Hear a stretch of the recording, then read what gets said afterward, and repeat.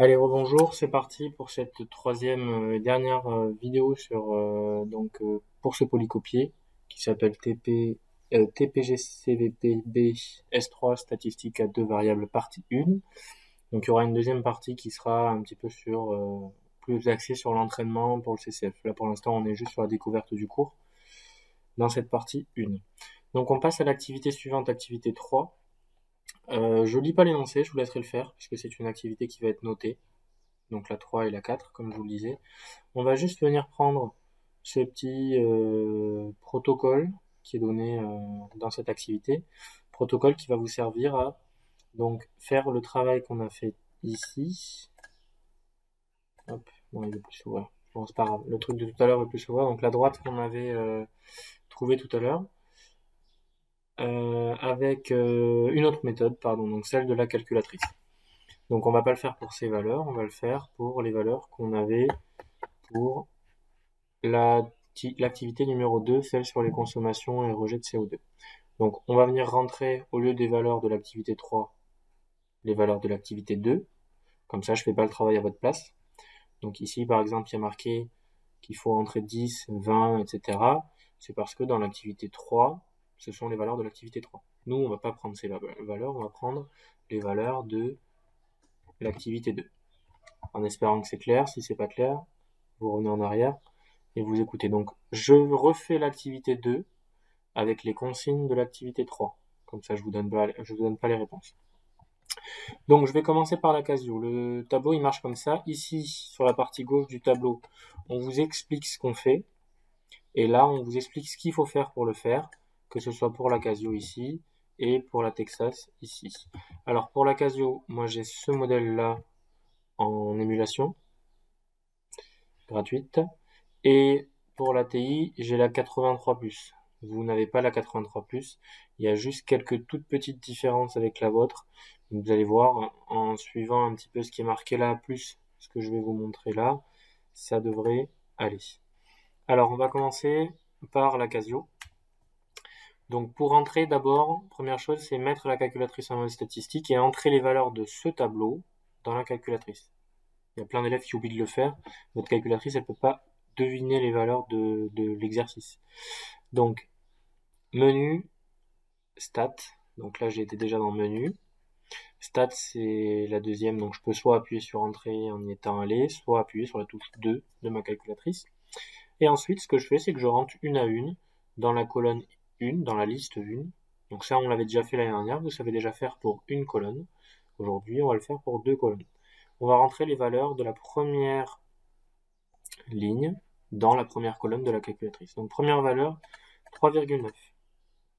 Entrée. Il y a plein d'élèves qui oublient d'appuyer sur entrée, je vous le rappelle, si on n'appuie pas sur entrée, il ne se passe rien du tout.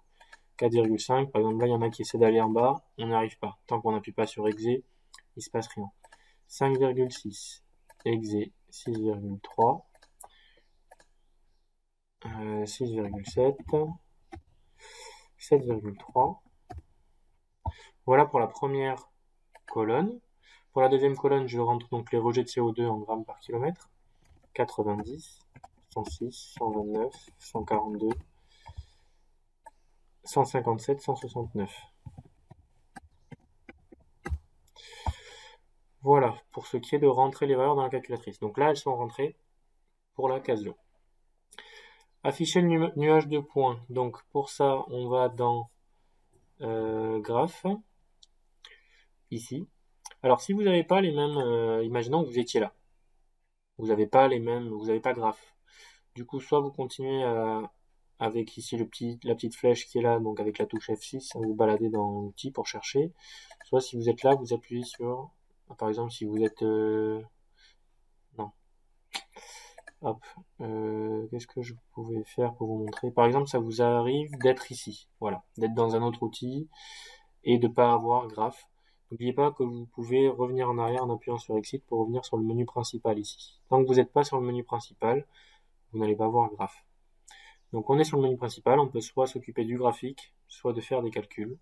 Donc là on va s'occuper du graphique. Donc graphe. 7, on va faire donc les réglages, setting.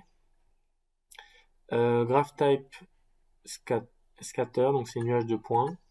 X liste, liste 1, Y liste, liste 2. Donc là, c'est juste pour dire que il doit aller chercher les X dans la première colonne et les Y dans la deuxième colonne.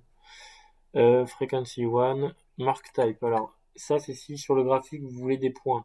En maths, on sait que les points, c'est pas des points, c'est des croix. Donc, on met F2 pour avoir une croix au lieu du point. On appuie sur Exit pour revenir en arrière, pour valider ce qu'on fait. Choisir la fenêtre d'affichage, apparemment pas nécessaire pour la Casio. On continue. Rechercher l'équation de la droite d'ajustement. Donc pour ça, on va dans... Donc je reviens en arrière.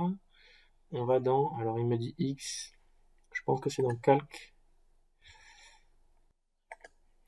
Oui, donc il y avait un petit oubli dans le protocole. Enfin, un oubli, non, c'est juste que c'est pas la même calculatrice avec laquelle a été fait le protocole. Ici donc... Hop, pardon. La calculatrice, elle est passée où? Elle est là. Donc il faut aller d'abord dans Calc. Je voulais rajouter ici en vert. Dans Calc, ensuite dans Règle pour faire une régression linéaire. Alors du coup, c'est la même chose que approximation affine. Donc Règle X. Et là, on a tout plein de chiffres qui nous sont proposés. Alors, on nous donne A, B. Ces deux choses-là doivent vous rappeler quelque chose. J'espère que oui. Donc, on vous donne A égale 22,92 si on arrondit. A égale 22,91. 92, pardon. Hop, je vais l'écrire là. A égale 22,92. Et, hop là. Et B est égal à 1,15. Donc, B, 1,15. Alors, et maintenant, je vous pose la question. Que vous rappelle ces A et ces B? Alors, si vous vous en rappelez pas, la calculatrice vous le rappelle. Ça vous rappelle donc le cours de l'année dernière. Une fonction affine, c'est donc une droite d'équation y égale ax plus b. Enfin, de l'année dernière et même du début d'année. Hein. Je vous rappelle qu'on a fait plein de dérivés en début d'année. Donc, ax plus b, vous savez que c'est une droite. Donc, ça va être une droite qui va être, vous le savez, croissante, vu que son coefficient directeur est positif. Donc ça va être une droite qui va monter et qui va couper l'axe des ordonnées à 1,15, donc ici, par exemple. Donc, si je la trace, ça va être donc une droite qui, quand j'avance d'un carreau, elle monte de 22 carreaux, donc elle est croissante, comme ça. Okay. Bon, j'ai pas défini d'échelle, donc ça colle bien avec ce qu'on avait obtenu sur l'activité numéro 2. Je sais pas si vous voyez, j'arrive pas à l'ouvrir là, mais hop, c'est ce qu'on voit ici. On avait bien une droite croissante. Ah bah si, vous la voyez. Hop. Donc si on regarde bien ici, sur celui qu'on avait obtenu, bon, il veut pas rester, hein, c'est pas grave. Mais si on regarde bien là, on a l'impression que la droite descend en dessous de l'axe des abscisses. On a l'impression que ça coupe en dessous. Mais je vous rappelle, c'est parce qu'il y avait des petits pointillés ici. On n'est pas là, on passe de 0 à 90 en un carreau. Je vous avais dit, je vous avais expliqué en classe. Je vais vous le montrer là. Ça sera plus pratique. Ici, il y a des pointillés. Donc notre droite, elle fait ça. On a l'impression que du coup, ça coupe en dessous. Mais non, c'est juste que notre graphique, il n'est pas à l'échelle de là à là. Donc faut pas s'inquiéter. On a bien la droite qui coupe avant d'arriver à 0. Donc, comme je vous l'ai montré ici. Voilà. Donc, cette droite, elle va donc avoir une expression qui s'écrira de la forme y est égal à 22,92x, puisque c'est ax, plus b, donc 1,15. Voici l'expression de la droite qui modélise la fonction qu'on avait trouvée à l'activité numéro 2. Voilà. En espérant que c'est bien compris, parce que du coup, ça, vous allez devoir le faire tout seul pour ceux qui utilisent la Casio. Donc, ah oui, dernière chose. Une fois que vous avez fait ça, vous revenez en arrière. Donc vous, quand vous êtes là, techniquement, comme vous le dit votre petit protocole qu'il y a là, vous pouvez appuyer sur Draw quelque part, donc dessiner. Sauf que moi, je l'ai pas sur cette calculatrice. Moi, j'ai Copy. Donc en faisant F6, ça va me copier toutes ces informations. Il m'emmène directement vers les graphiques. Je peux choisir de le copier où je veux. Donc moi, je veux le copier dans la première ligne, ici. Donc je mets Entrée.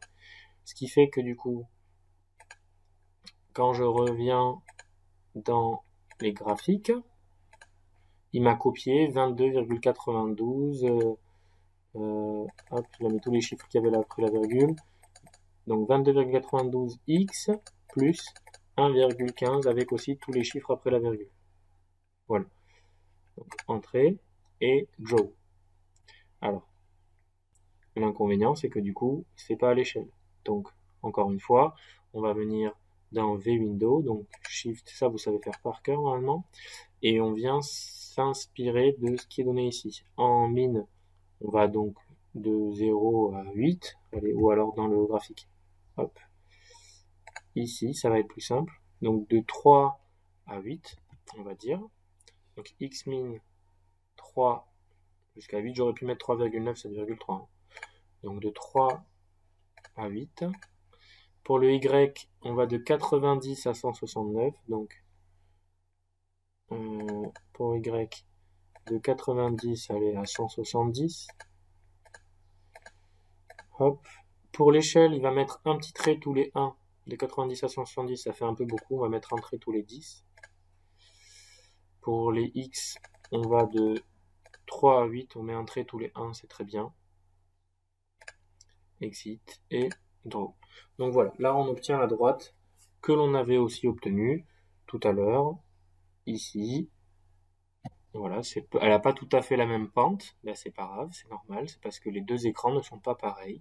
Celui-là il est plus long, donc forcément la droite elle va être un peu plus écrasée de ce côté-là. Bon voilà, pour ce qui est des Casio. Donc pour les Texas. Les Texas, on va faire exactement la même chose. Donc on va aller dans Stat, ici. Edit, donc éditer un tableau, fabriquer un tableau si vous préférez. C'était pas vide, donc je vais supprimer. Hop. Voilà. Je rentre ce tableau, donc 3,9.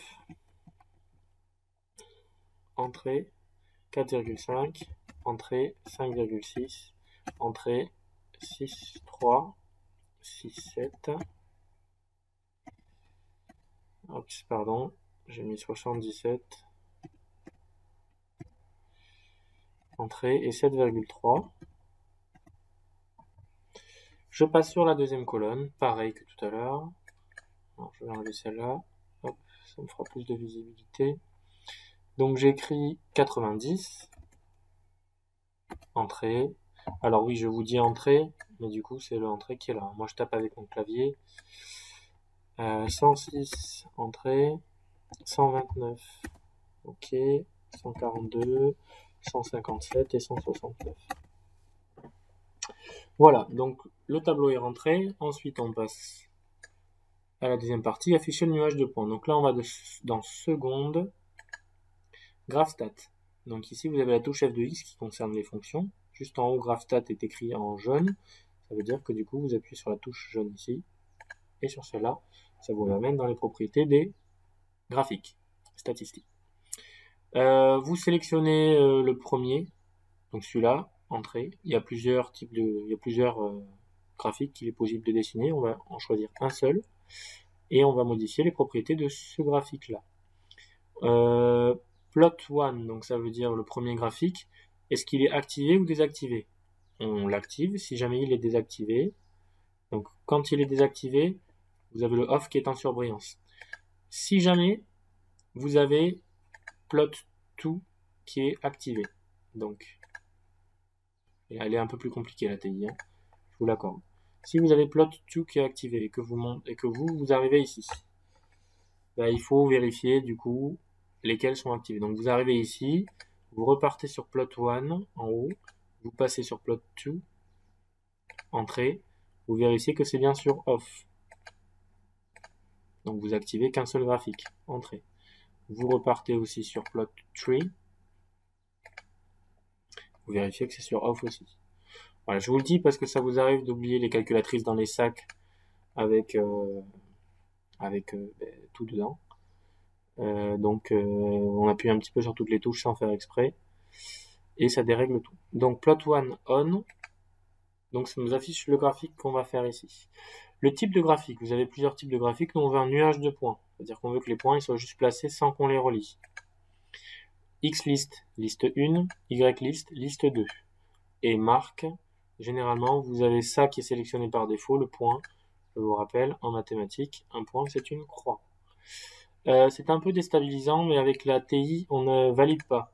On appuie sur Entrée, ça fait rien du tout. Il faut revenir en arrière ou changer de menu. Voilà, mais tout ce que vous avez fait est enregistré, ne vous inquiétez pas. Donc il faut directement aller sur Fenêtre, ici. On va définir le Xmin, le Xmax. Donc ici c'est 3, puisqu'on n'est pas sur les mêmes valeurs qu'ici. Hein. Donc vous suivrez ça pour l'exercice de l'activité 3. Moi je suis mes valeurs ici. Le Xmin ce sera 3, ou 3,9 comme on veut. C'est pas grave. Le Xmax 7,3, je vais mettre 7,5. Allez. J'ai mis 8 tout à l'heure pour la Casio, c'est pas très grave, on s'en fiche. L'échelle, on va de 3 à 7. Si on met un petit trait tous les 10, on verra rien du tout. On va mettre un petit trait tous les 1. Où est-ce que je suis? Hop, YMin, le plus petit Y qu'on ait, c'est 90. Et le plus grand Y qu'on ait, c'est 169. Donc on va aller jusqu'à 170. Et on va mettre un trait tous les 10. YScale, YSCL, tous les 10. Et là, on voit que ça commence déjà à se tracer, mais bon, moi j'ai cet affichage, vous l'avez pas forcément. Moi, c'est juste que j'ai un émulateur. Donc ça m'affiche déjà tous les points sur le graphique que j'ai défini. Donc on le voit, ils sont pas tous alignés, c'est ce qu'on voulait, c'est ce qu'on avait obtenu sur l'activité 2. Entrée. Ensuite, donc, encore une fois, on ne valide pas avec la touche Entrée. On appuie sur Graphe. Et voilà, il nous la trace. Ensuite, donc ça c'était pour choisir la fenêtre d'affichage. Maintenant, on va rechercher l'équation de la droite d'ajustement affine, l'approximation affine. Donc on va dans Stats, on va dans Calque, donc flèche de droite, on arrive dans les calculs, et on cherche LinReg, régression linéaire. Donc vous voyez pourquoi tout à l'heure je vous parlais d'approximation affine, je vous ai dit qu'on préférait ce mot, mais bon, je suis obligé un peu de parler de régression linéaire parce que les calculatrices parlent avec ce langage-là. Donc régression linéaire, AX plus B. Ensuite, sur votre calculatrice, je pense que vous devez appuyer sur Entrée, puis écrire L1, L2. Moi, c'est pas le cas, il attend que je rentre quelque chose ici. Donc je vais écrire L1 qui est en jaune ici, là. Donc j'appuie seconde 1, il écrit L1. Virgule, attention, c'est cette virgule, c'est pas le point qu'il a. Virgule, L2. Seconde, touche 2 pour écrire L2. J'appuie sur Entrée, c'est là, je suis ici. J'appuie sur Entrée. Alors il me donne beaucoup moins de choses que sur la Casio. C'est beaucoup plus bref ici, mais on a les mêmes chiffres que sur la Casio. 22,91, si on arrondit 22,92, et B égale 1,15, pardon. Donc voilà. Donc, alors, soit vous avez écouté ce que j'ai dit à vos camarades pour la Casio, soit vous avez passé. Donc je vous réexplique un petit peu. Ça nous rappelle donc ce A et ce B, les coefficients d'une équation AX plus B, une fonction affine. Donc le A, c'est le coefficient directeur. S'il est positif, ça veut dire que la fonction est croissante. Le B, c'est l'ordonnée à l'origine, c'est là où la droite coupe l'ordonnée, juste au-dessus de l'origine.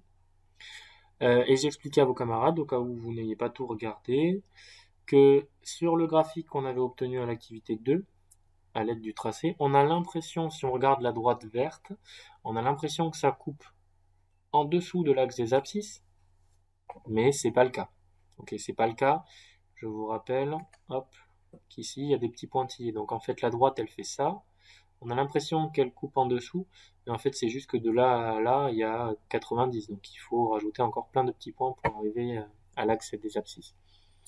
Donc cette partie-là du graphique n'est pas à l'échelle. C'est pour ça qu'on a l'impression ici que la droite verte coupe l'axe des abscisses avant de couper l'axe des ordonnées. Mais ce n'est pas le cas. Voilà, donc vous n'avez plus qu'à... Où est-ce qu'on en est? On en est là. Vous n'avez plus qu'à relire ça. Essayez de vous l'approprier avec votre calculatrice. Essayez de refaire ce que je viens de faire. Essayez de le faire en même temps que moi si c'est pas déjà fait avec la vidéo. Et quand vous y arrivez à le faire pour l'activité 2, vous passez à l'activité 3 pour essayer de faire cette approximation affine avec la calculatrice sans problème.